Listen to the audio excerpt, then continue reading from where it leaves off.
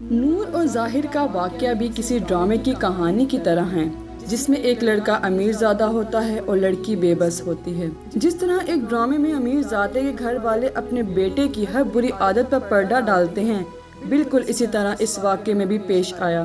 ظاہر کا برتاؤ بھی ایک بے لگام گھوڑے کی طرح ہے جو کہ اپنے آگے کسی کی نہیں سنتا تھا۔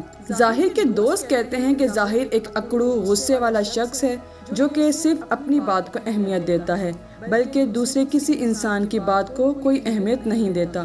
جبکہ دوسری طرف نور تھی جو کہ ظاہر کے جارحانہ انداز سے پریشان تھی۔ نور اور ظاہر ویسے تو خاندانی دوست تھے، دونوں کی فیملیز برسوں سے ایک دوسرے کو جانتی تھیں۔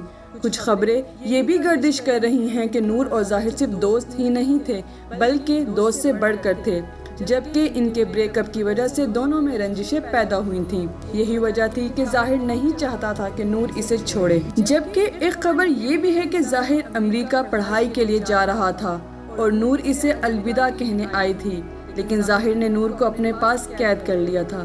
نور کے والد کا کہنا ہے کہ واقعے سے ایک دن پہلے میں قربانی کا جانور لینے چلا گیا اور نور کی والدہ دردی سے کپڑے لینے چلی گئی تھیں۔ جب ہم گھر پہنچے تو نور نہیں تھی۔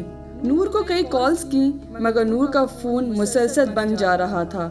ہم پریشان تھے کہ نور بنا بتائے کہیں جاتی نہیں تھی، لیکن نور کچھ دنوں سے کافی پریشان تھی، جیسے نور پہ کوئی دباؤ ڈال رہا ہو۔ ہم رات تک کالیں کر رہے تھے، نور کے دوستوں کو کالز کی، لیکن کسی کو کچھ علم نہیں تھا۔ پھر اچانک ظاہر کی کال آئی کہ نور میرے گھر نہیں ہے اور نہ ہی مجھے نور کا علم ہے۔ اس سب صورتحال میں ظاہر کو شک تھا کہ کہیں نور کے والدین کو علم نہ ہو جائے کہ نور میرے پاس آئی ہے، جبکہ نور کے والد کا کہنا تھا کہ عید کے روز ہمیں خبر ملی کہ نور کا قتل ہو گیا ہے۔ اس خبر نے ہمارے پیروں تلے زمین نکال دی تھی۔ نور ظاہر کے گھر اکیلی نہیں تھی بلکہ ظاہر کی بہن بھی موجود تھی۔